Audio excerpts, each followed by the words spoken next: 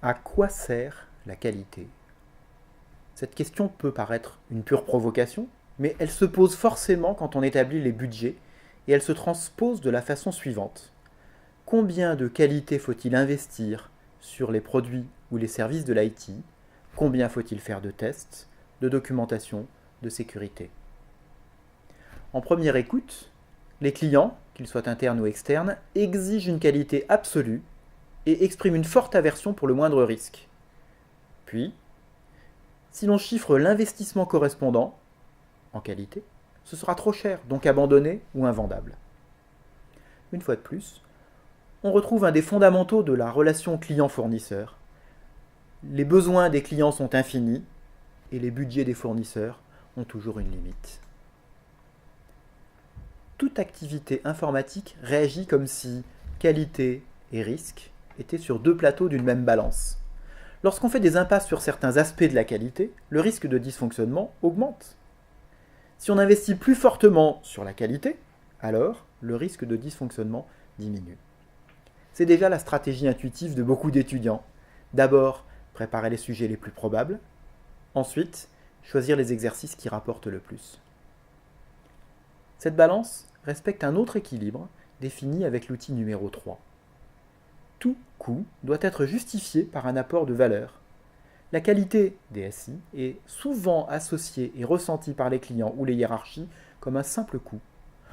Est-ce qu'on a vraiment besoin de tout ça? Ne serait-on pas en train de faire de la surqualité ou d'être trop perfectionniste? Les ingénieurs, de leur côté, ont une tendance naturelle à bétonner les risques, ce qui coûte un prix que le client n'est plus prêt à payer aujourd'hui. Il faut donc accepter certains risques qui, s'ils se produisaient, détruiraient le moins de valeur possible. C'est ce mode de fonctionnement qui s'appelle maîtriser les risques par la qualité. Cette approche permet de concevoir de multiples scénarios pour une même solution et de sortir du tout ou rien promu par les experts. Prévoir une couverture complète ou partielle du besoin, une sécurité totale ou partielle, une ergonomie parfaite ou simplifiée.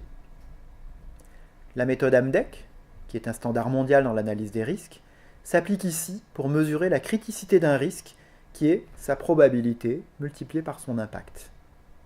Pour chaque action de qualité, c'est-à-dire de réduction du risque, on va comparer le coût de la mise en œuvre de la qualité avec la réduction de risque correspondant, ce qui apporte de la valeur par réduction de la destruction de valeur. Par exemple, pour une application, allonger le délai moyen entre deux pannes et réduire le temps de reprise du service crée de la valeur par réduction des temps morts dans le service offert aux utilisateurs. Il faudra ensuite vérifier si les actions de qualité, donc de réduction des risques, ne coûtent pas plus cher que la valeur des risques réduits. Une plateforme de backup qui coûterait 1 million d'euros est-elle nécessaire pour une application qui sert 100 utilisateurs durant 2 heures par jour? Sans doute non.